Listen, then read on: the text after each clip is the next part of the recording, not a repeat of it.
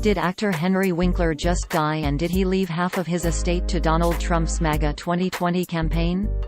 No, that's not true. The death hoax was published by a liberal website that posts fake news with satire disclaimers and hopes to trick conservatives and Trump supporters into sharing it online so other people can then mock them for it.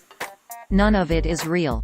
The story originated from an article published by America's Last Line of Defense, now using the domain name worstpot.us, on September 1, 2018, titled, Henry Winkler 1942–2018 donates half of his estate to MAGA 2020, which opened, quote, Henry Winkler has gone to that big bike shop in the sky to be with Big Al, Joni, Mr. and Mrs. C and Ralph Malph.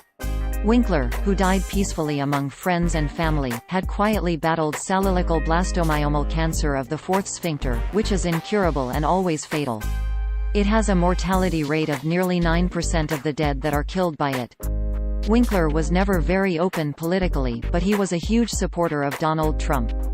Having never married or had children, Winkler's spokesman says his estate will be divided equally between a donation to the Trump 2020 re-election campaign and the Tanzanian island of Mortalista, which is home to more than 60,000 stray dogs and cats.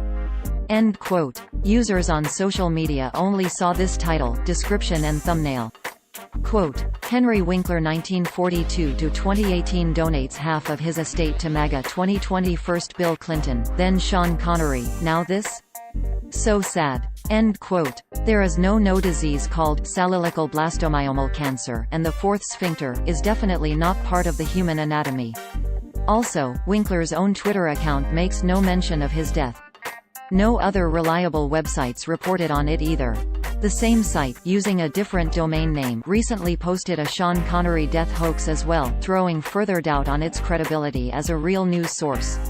Quote, fake news, Sean Connery not dead, not Trump supporter and friend. Lead stories. Did actor Sean Connery die, and was he a lifelong Trump supporter and friend?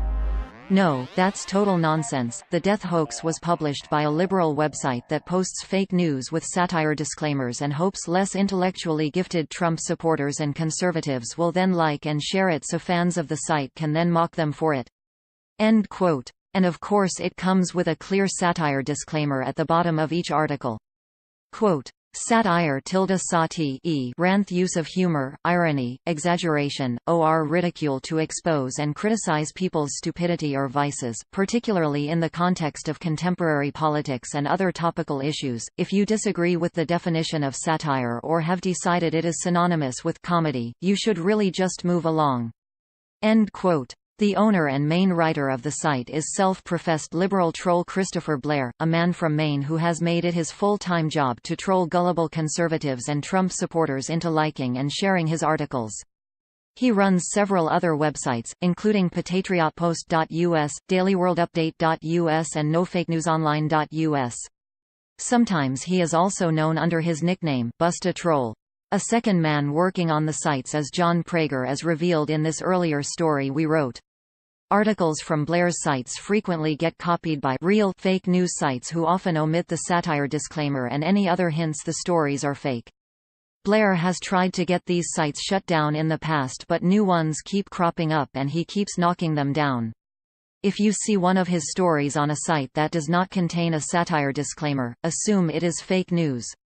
If you do see the satire disclaimer, it is of course also fake news.